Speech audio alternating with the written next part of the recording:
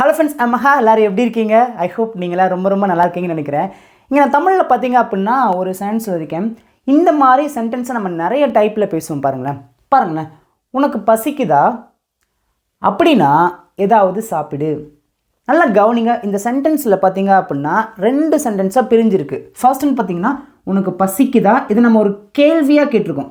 உனக்கு பசிக்குதா ஒரு கேள்வியாக கேட்டிருக்கோம். அதுக்கப்புறம் பார்த்தீங்க அப்படின்னா அப்படின்னா அப்படின்னு பேசுகிறோம். அப்படின்னா அப்படிங்கிறத நம்ம இஃப் ஸோ அப்படின்னு சொல்கிறோம்.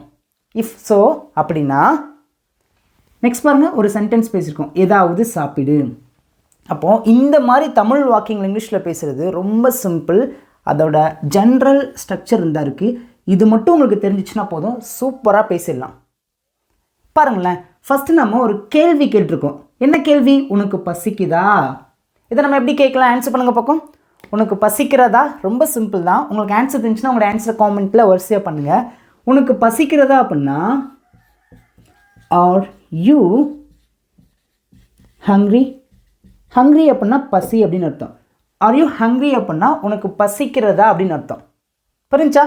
உனக்கு பசிக்குதா அப்படின்னா இன்னொரு செயலை செய் அப்படின்னு சொல்கிறோம். அப்போ அந்த அப்படின்னா அப்படிங்கிறத எப்படி பேசணும் அப்படின்னா அதுக்கு தான் நம்ம இஃப் ஸோ அப்படின்னு சொல்கிறோம். இஃப் ஸோ ஒரு கமா ஆட் பண்ணிக்கோங்க. நெக்ஸ்ட் பாருங்கள், ஏதாவது சாப்பிடு. ஏதாவது சாப்பிடு அப்படின்னா ஈட் சம்திங்.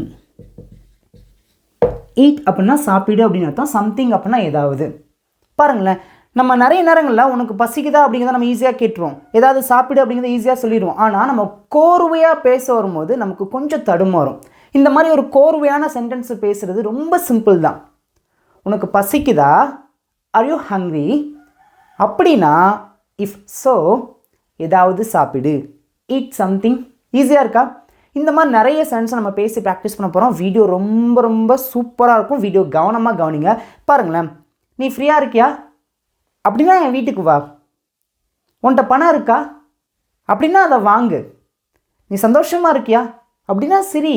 பாருங்களேன், இந்த எல்லா சென்டென்ஸ்லையுமே பார்த்தீங்க அப்படின்னா ஒரு கேள்வி கேட்டிருக்கோம். அந்த கேள்விக்கு அப்புறம் தான் நம்ம அப்படின்னா அப்படிங்கிறத நம்ம பேசுகிறோம்.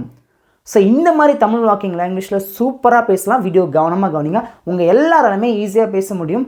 யாருமே சோர்ந்து போயிடாதீங்க. என்னால் முடியல அப்படின்னு நீங்கள் நினைக்காதீங்க. உங்களால் கண்டிப்பாக முடியும். You can speak English very well.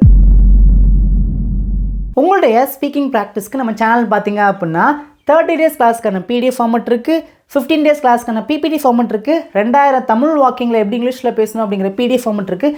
So if you want, உங்களுக்கு வேண்டுமானால் விருப்பம் இருந்தால் நீங்கள் அதை வாங்கி பேசி ப்ராக்டிஸ் பண்ணலாங்க. அடுத்த சென்டென்ஸ் பாருங்கள், நீ சோர்வாக இருக்கிறாயா அப்படின்னா ஓய்வு எடு. சொல்லுவோம் பார்த்தீங்களா? நல்லா கவனிச்சுக்குங்க. நம்ம எல்லாருக்குமே இந்த ஒரு சென்டென்ஸ் ஈஸியாக பேச தெரியும். அதே மாதிரி இந்த ஒரு சென்டென்ஸை ஈஸியாக பேச தெரியும். ஆனால் இந்த 2 சென்டென்ஸையும் கோர்வையாக இணைச்சி பேசுகிறது பார்த்திங்கன்னா கொஞ்சம் கஷ்டமாக இருக்கும். ஒருத்தங்களாம் இப்போ தான் புதுசாக கற்றுக்கிற மாதிரி இருக்கும். ஸோ அதனால் வீடியோ கவனிங்க. இந்த 2 சென்டென்ஸையும் இணைக்கக்கூடிய பாலமாக இருக்கிறது பார்த்திங்க அப்படின்னா நீ டயர்டாக இருக்கிறியா அப்படின்னா ரெஸ்ட் எடு அப்படின்னு நம்ம சொல்ல வரோம். இதெல்லாம் நம்ம கோர்வையாக தானே பேசுகிறோம். இப்போது இந்த இடத்துல எது ரொம்ப முக்கியமாக நமக்கு தெரியணும் அப்படின்னா அப்படிங்கிறத நமக்கு தெரியணும். அப்படிங்கிறத நம்ம இஃப் ஸோ அப்படின்னு சொல்லுவோம். பேசலாமா? உங்களோட ஆன்சரை வாயை திறந்து பேசுகிறீங்களா? சூப்பருங்க, பேச ஆரம்பிக்கலாம். நீ சோர்வாக இருக்கிறாயா எப்படி கேட்கலாம்? Are you tired.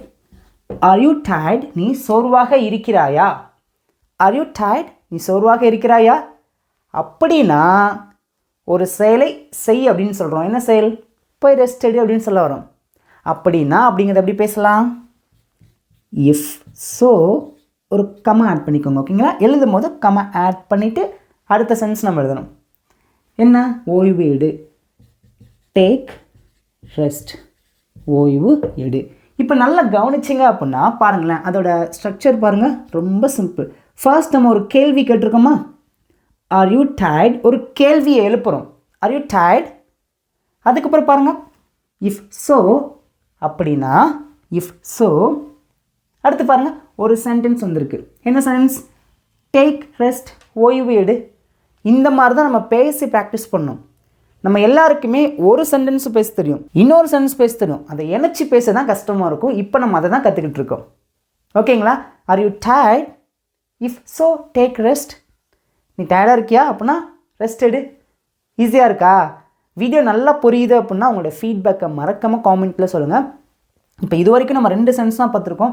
மொத்தமாக இந்த வீடியோவில் உங்களுக்கு 15 சென்டென்ஸ் நான் சொல்லிக் கொடுக்க ஆசைப்பட்றேன். அதனால் வீடியோ கவனமாக கவனிங்க. கண்டிப்பாக இது உங்களுக்கு புரிஞ்சிருச்சு அப்படின்னா நீங்கள் சூப்பராக இந்த கான்செப்ட் வச்சு பேச ஆரம்பிச்சிருவீங்க. வீடியோ நல்லா புரிஞ்சிருக்கு அப்படின்னா நிறைய பேருக்கு ஷேர் பண்ணுங்கள். நீங்கள் சப்ஸ்கிரைப் பண்ணாமல் இருக்கீங்கன்னா சப்ஸ்கிரைப் பண்ணிக்கோங்க. நெக்ஸ்ட் ஒன் பாருங்கள். நீ இப்போ ஃப்ரீயாக இருக்கியா? அப்படின்னா என் வீட்டுக்கு வா. சொல்லுவோம் பார்த்தீங்களா, ஃப்ரெண்ட்ஸ் கிட்டலாம் அடிக்கடி சொல்லுவோம்.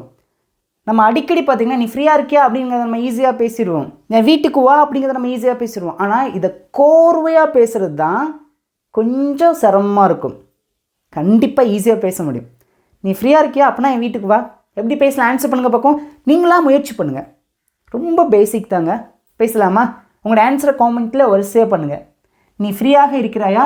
இப்போ எப்படி கேட்கலாம்? அந்த are you free now? Are you free now? Are you free now? நீ இப்போ ஃப்ரீயாக இருக்கியா? அப்படின்னா இஃப் ஸோ ஒரு கமெண்ட் பண்ணிக்கோங்க. ஓகேங்களா? Are you free now?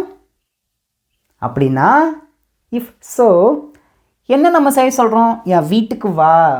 எப்படி சொல்லலாம்? அந்த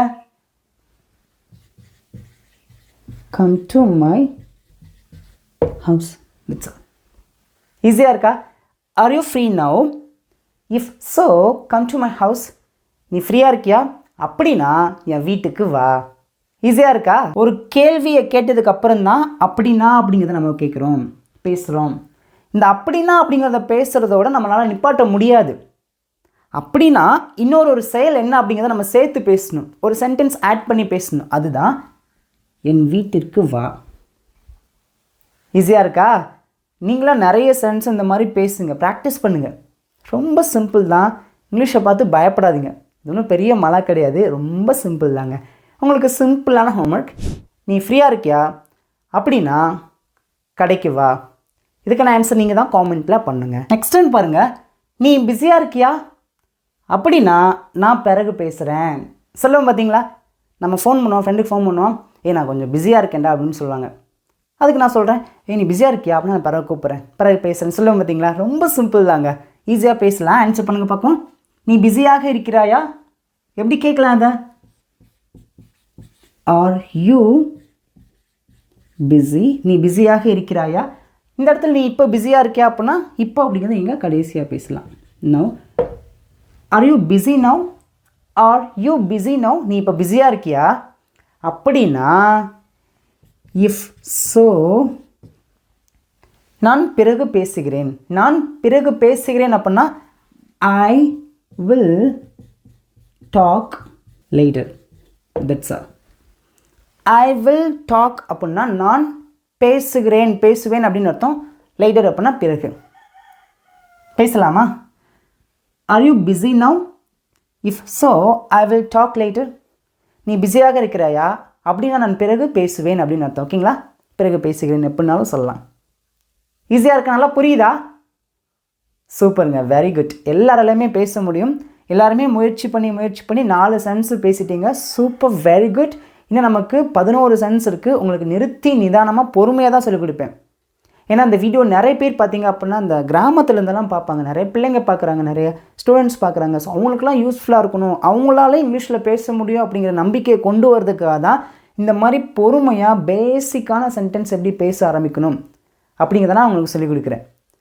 ஸோ வீடியோ கவனமாக கவனிங்க. உங்களுக்கு எங்கேயாவது புரியலை அப்படின்னா தயவுசெய்து வீடியோ ஃபர்ஸ்ட்லேருந்து என்ன பண்ணுங்கள் அப்படின்னா பார்க்க ஆரம்பிங்க. கண்டிப்பாக ஒரு தடவைக்கு ஒரு 2-3 தடவை பார்த்துட்டிங்க அப்படின்னா உங்களுக்கு ஈஸியாக புரிய ஆரம்பிச்சிடும். புரிஞ்சதை வச்சு என்ன பண்ணுங்கள் அப்படின்னா நீங்களாக ஓனாக பேசி ப்ராக்டிஸ் பண்ணுங்கள். உங்கள் எல்லாராலுமே பேச முடியுங்க. அடுத்து பாருங்கள். நீ தயாராக இருக்கிறாயா? அப்படின்னா நீ போகலாம். நம்ம இந்த இடத்துல பார்த்தீங்க அப்படின்னா ஒரு பெர்மிஷன் கொடுக்குறோம். நீ ரெடியாக இருக்கியா? அப்படின்னா நீ போகலாம். ஓகேங்களா? அது எப்படி நம்ம பேசலாம்? ஆன்சர் பண்ணுங்க பக்கம். நீ தயாராக இருக்கிறாயா அப்படின்னா எப்படி நம்ம கேட்கலாம்? ஆர் உங்களுக்கு ஆன்சர் தெரிஞ்சுன்னா ப்ளீஸ் தயவுசெய்து வாயை திறந்து பேசுங்க. நான் ஆன்சர் பண்ணுறதுக்கு முன்னாடியே உங்கள் எல்லாராலையுமே நல்லா ஆன்சர் பண்ணி பேச முடியும். நீங்களாம் என்னோட பிள்ளைங்க, உங்களுக்கு நல்லா புரிஞ்சிருக்குன்னு நான் நினைக்கிறேன். அதனால எல்லாருமே வாயை திறந்து தயவுசெய்து பேச ஆரம்பிங்க. நீ தயாராக இருக்கிறாயா அப்படின்னா are you ready, are you ready, நீ தயாராக இருக்கிறாயா அப்படின்னா இஃப் ஸோ, இந்த மாதிரி பேசி பேசி ப்ராக்டிஸ் பண்ணணும். ஃபர்ஸ்ட் பார்த்தீங்க அப்படின்னா ஒரு கேள்வியை ரைஸ் பண்ணும்போது நீங்கள் கேட்கணும், ஆர் யூ ரெடி, நீ தயாராக இருக்கிறாயா அப்படின்னா இப்படிலாம் பேசணும். அப்படின்னா இஃப் ஸோ, இந்த இடத்துல நம்ம ஒரு பெர்மிஷன் கொடுக்குறோம், நீ போகலாம். ஒரு பெர்மிஷன் கொடுக்கும் போது பார்த்தீங்க அப்படின்னா அதை எப்படி நம்ம கொடுக்கலாம் அப்படின்னா யூ கேன் கோ நவ். இப்போ அப்படிங்கிறத நம்ம சேர்த்தோம் அப்படின்னா நவ் ஆட் பண்ணி பேசலாம். ஓகேங்களா? யூ கேன் கோ நவ், நீ இப்போ போகலாம். இந்த இடத்துல நல்லா கவனிச்சிங்க அப்படின்னா கேன் அப்படின்னா முடியும் அப்படிங்கிற அர்த்தம் கிடையாது. முடியும் அப்படிங்கிற அர்த்தம் கிடையாது. இந்த இடத்துல நம்ம ஒரு பெர்மிஷன் கொடுக்குறோம். ஓகேங்களா? யூ கேன் கோ நவ், நீ இப்போ போகலாம். என்னால் போக முடியும் அப்படிங்கிறத நம்ம பேசுகிற போது ஐ கேன் கோ அப்படின்னு நம்ம சொல்லுவோம். என்னால் ஒரு செயலை செய்ய முடியும் அப்படின்னா கேன் வச்சு பேசணும். அதுவே நான் இன்னொருத்தவங்களுக்கு ஒரு பெர்மிஷன் கொடுக்குறேன், நீ போகலாம் அப்படின்னு நான் பெர்மிஷன் கொடுக்குறேன் அப்படின்னா யூ கேன் கோ அப்படின்னு நம்ம பேசணும். ஓகேங்களா? கேன் அப்படிங்கிறது பார்த்திங்கன்னா அதோட யூசேஜ் பார்த்திங்கன்னா ரொம்ப சூப்பராக இருக்கும்.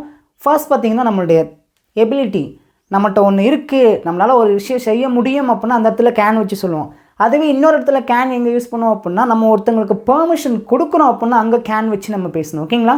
இங்கே நம்ம நீ போகலாம் அப்படிங்கிறத நம்ம பெர்மிஷன் கொடுக்குறோம், நீ இப்போ போகலாம், யூ கேன் கோ நவ் அப்படின்னு தான் அதோட அர்த்தம்.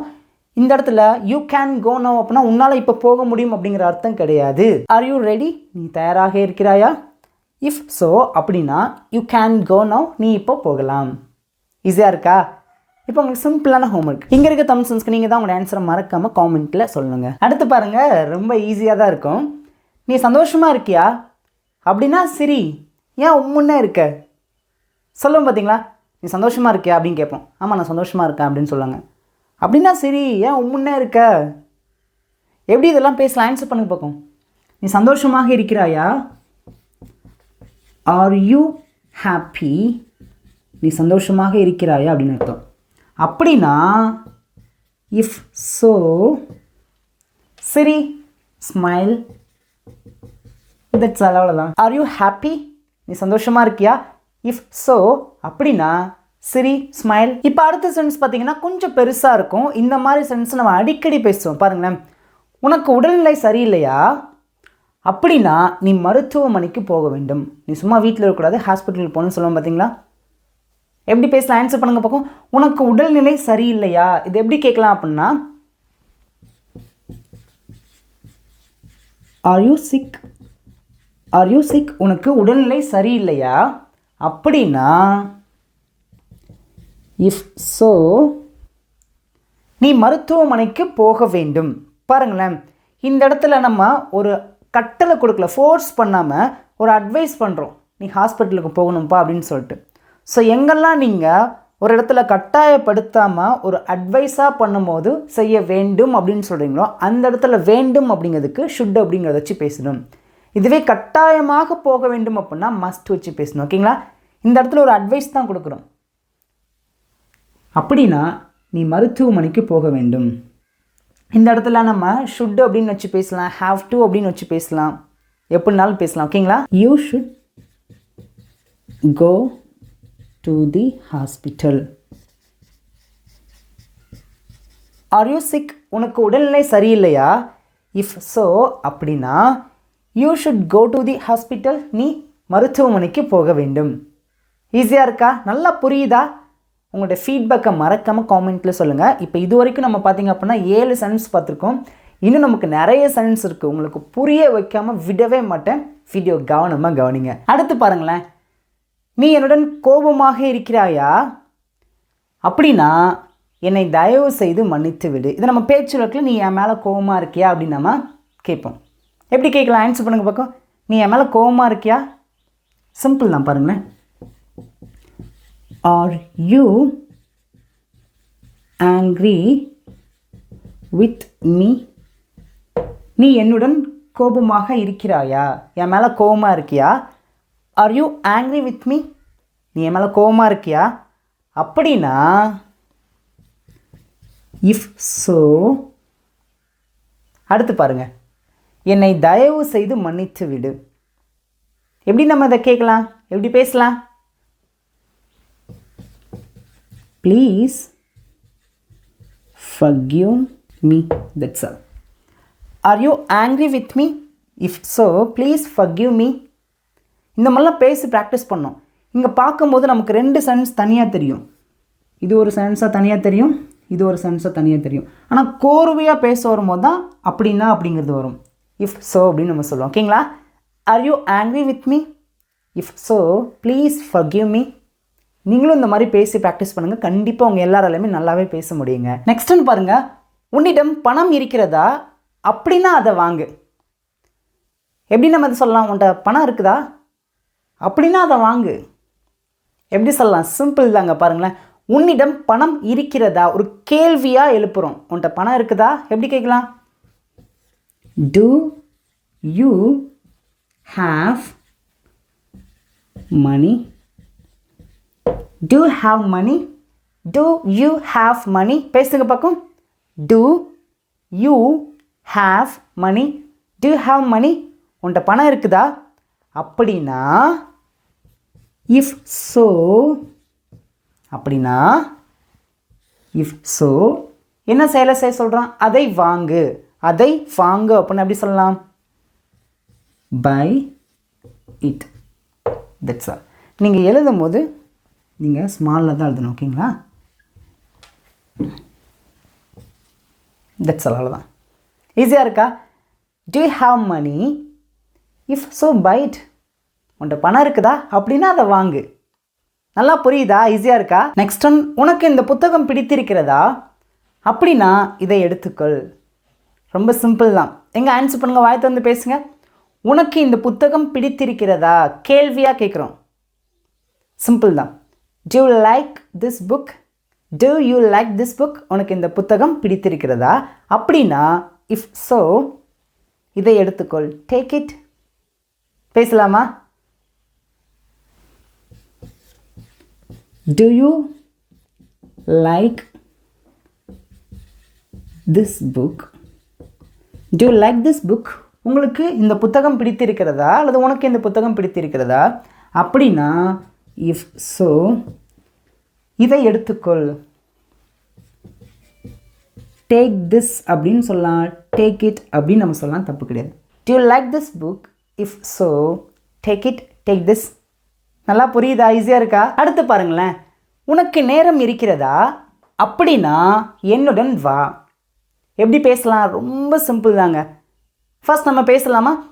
உனக்கு நேரம் இருக்கிறதா? யாராவது ஒருத்தங்களை பார்த்து ஏதோ ஒன்று இருக்கிறதா அப்படின்னு நம்ம கேள்வியாக கேட்குறோம் அப்படின்னா அந்த கேள்வியை எப்படி கேட்க ஆரம்பிக்கணும் அப்படின்னா டூ வச்சு தான் கேட்க ஆரம்பிக்கணும். do you have? do you have அப்படின்னா உனக்கு இருக்கிறதா அப்படின்னு அர்த்தம். என்ன இருக்கிறதா அப்படின்னு கேட்குறோம் அப்படின்னா நேரம். நேரம் அப்படின்னா time. do you have time? இந்த மாதிரி தான் ஒவ்வொரு சென்டென்ஸை பேச ஆரம்பிக்கணும். do you have time? உனக்கு நேரம் இருக்கிறதா? அப்படின்னா if so, என்னுடன் வா. come with me. that's all. அவ்வளோதான். பேசலாமா? உனக்கு நேரம் இருக்கிறதா? do you have time? உனக்கு நேரம் இருக்கிறதா? அப்படின்னா if so, என்னுடன் வா. ஃபர்ஸ்ட் பாருங்கள், இங்கே வா அப்படிங்கிறது தான் நம்ம ஃபஸ்ட்டு பேசணும். கம் யாருடன்? என்னுடன். உடன் அப்படின்னா வித் அப்படின்னு சொல்லுவோம். என்னுடன் அப்படின்னா with me. That's all. do you have time? உனக்கு நேரம் இருக்கிறதா? if so, அப்படின்னா கம் வித் மீ, என்னுடன் வா. இப்போ உங்களுக்கு சிம்பிளான ஹோம்ஒர்க்குங்க. பாருங்களேன், உனக்கு நேரம் இருக்கிறதா? அப்படின்னா என்னுடன் விளையாடு. இதுக்கான ஆன்சரை நீங்கள் தான் காமெண்ட்டில் மறக்காமல் சொல்லணுங்க. இப்போ உங்களுக்கு இன்னொரு சிம்பிளான ஹோம்ஒர்க். உங்களுக்கு நேரம் இருக்கிறதா? அப்படின்னா இங்கிலீஷ் பேசலாம் சேனலில் பாருங்கள். ரொம்ப சிம்பிள் தான். இந்த மாதிரி நிறைய சென்டென்ஸை நீங்களாக என்ன பண்ணணும், தமிழ்லேருந்து இங்கிலீஷில் ட்ரான்ஸ்லேட் பண்ணி பேசி ப்ராக்டிஸ் பண்ணணும். நெக்ஸ்ட் ஒன், உனக்கு உதவி தேவையா? அப்படின்னா எனக்கு கால் பண்ணு. நல்லா கவனிங்க. உங்கள் எல்லாருக்குமே நல்லா புரியணும் அப்படிங்கிறதுனால தான் நான் நிதானமாக பொறுமையாக மெதுவாக சொல்லிக் கொடுக்குறேன். தயவுசெய்து உங்களுக்கு எங்கேயாவது புரியல அப்படின்னா அகைன் இந்த வீடியோ எங்கே புரியலையோ அந்த இடத்துல ஒரு 2-3 தடவை பாருங்கள். கண்டிப்பாக உங்களுக்கு புரியுங்க. உங்களுக்கு நல்லா புரிஞ்சிருக்குன்னா ஐ அண்டர்ஸ்டாண்ட், எனக்கு புரியுதுன்னு சொல்லிட்டு உங்களுடைய ஃபீட்பேக்கை மறக்காமல் காமெண்ட்டில் எனக்கு சொல்லுங்கள். ஓகே, உனக்கு உதவி தேவையா? Do you need help? Do you need help? உனக்கு உதவி தேவையா அப்படின்னா if so எனக்கு கால் பண்ணு. Call me. that's all. ஈஸியாக இருக்கா? அடுத்து பாருங்க, உனக்கு அந்த சட்டை பிடித்திருக்கிறதா அப்படின்னா அதை வாங்கு. ஒரு கடைக்கு போகிறோம், ஒரு சட்டை பார்த்திங்கன்னா கொஞ்சம் தூரத்தில் இருக்குது, நமக்கு நல்லா பிடிச்சிருக்கு. சொல்லுவாங்க பார்த்தீங்களா, உனக்கு அந்த சட்டை பிடிச்சிருக்கா அப்படின்னா அந்த சட்டையை வாங்கு. நம்ம இதை எப்படி சொல்லலாம்? ஆன்சர் பண்ணுங்கள் பார்ப்போம். Do you like that shirt? உனக்கு அந்த சட்டை பிடித்திருக்கிறதா? Do you like that shirt? அப்படின்னா if so அதை வாங்கு. buy that. that's all. Do you like that shirt? if so buy that. இப்போ அடுத்து பாருங்களேன், உனக்கு என்னை பிடித்திருக்கிறதா அப்படின்னா என்னுடன் பேசு. நம்ம சொல்லுவோம் பார்த்தீங்களா, உங்களுக்கு என்ன பிடிச்சிருக்கா அப்போனா என் கூட பேசுங்க. எப்படி நம்ம இதை பேசலாம்? ஆன்சர் பண்ணுங்கள் பார்ப்போம். Do you like me? if so talk to me. அவ்வளோதாங்க. இங்கிலீஷை பார்த்து பயப்படாதுங்க, இது ஒன்றும் பெரிய மலை கிடையாது. இந்த மாதிரி நம்ம நிறைய சென்டென்ஸை பேசி ப்ராக்டிஸ் பண்ணும்போது நமக்கு நல்ல தைரியம் கிடைக்கும். நீங்கள் என்ன பண்ணுங்கள் அப்படின்னா, இந்த இஃப் ஸோ வச்சே நீங்கள் ஒரு 2-3 நாள் பேசி ப்ராக்டிஸ் பண்ணுங்கள். 2-3 நாள் பஸ்ஸில் போனாலும், சாப்பிட்டாலும், நடந்தாலும், எங்கேயாவது நம்ம உட்காந்து ஏதாவது யோசித்தாலும் இந்த இஃப் ஸோ வச்சு மட்டுமே ஒரு 2 நாளோ 3 நாளோ பேசி ப்ராக்டிஸ் பண்ணுங்கள். நீங்கள் பேசுகிற எல்லா சென்டென்ஸுமே உங்களுக்கு சில நேரங்களில் பாதி சென்ஸ்க்கு மேலே தவறாக தெரியும், தப்பாக தெரியும். ஆனால் நீங்கள் பேசக்கூடியது மேக்ஸிமம் பார்த்திங்கன்னா அதிகபட்சம் எல்லாமே கரெக்டாக தான் இருக்கும். என்ன, உங்களுக்கு சரி செஞ்சு பக்கத்தில் உட்காந்து இது கரெக்டு இது தப்புன்னு சொல்கிறதுக்கு உங்களுக்கு ஆள் கிடையாது, அவ்வளோதான். ஆனால் நீங்கள் பேசக்கூடிய எல்லா சென்ஸும் 90% பார்த்திங்க அப்படின்னா அது கரெக்டாக தாங்க இருக்கும். அதனால் யாரும் சோர்ந்து போகாதீங்க. நம்ம எல்லாராலையுமே சீக்கிரத்தில் நல்லா இங்கிலீஷில் பேச முடியும். ஐ ஹோப் இப்போ உங்களுக்கு இந்த இஃப் ஸோ வச்சு நிறைய சென்டென்ஸை பேச முடியும் அப்படிங்கிற நம்பிக்கை உங்களுக்குள்ளே வந்திருக்குன்னு நான் நினைக்கிறேன். அதுவே எனக்கு பெரிய சந்தோஷங்க. ஓகே, இப்போ நம்ம வீடியோ முடிக்க போகிறோம். ஃபைனலாக 15வது சென்ஸ் உங்களுக்கான சிம்பிளான ஹோம்ஒர்க்காக நான் கொடுக்க போகிறேன். அதுக்கு முன்னாடி இப்போ வரைக்கும் ஸ்டில் வீடியோ நீங்கள் லைக் பண்ணாமல் இருக்கீங்க அப்படின்னா மறக்காமல் வீடியோக்கு லைக் பண்ணிக்கோங்க. நீங்கள் லைக் பண்ணும்போது இந்த வீடியோவில் நிறைய பேருக்கு ஷேர் ஆகுங்க. நீங்களும் பர்சனலாக நிறைய பேருக்கு ஷேர் பண்ணுங்கள். ஓகே, இப்போ ஃபைனலாக உங்களுக்கான சிம்பிளான ஹோம்ஒர்க் இங்கே இருக்க தமிழ் சென்ஸ்க்கு நீங்கள் தான் உங்களோட ஆன்சர் மறக்காமல் காமெண்ட்டில் சொல்லுங்கள். தேங்க்யூ.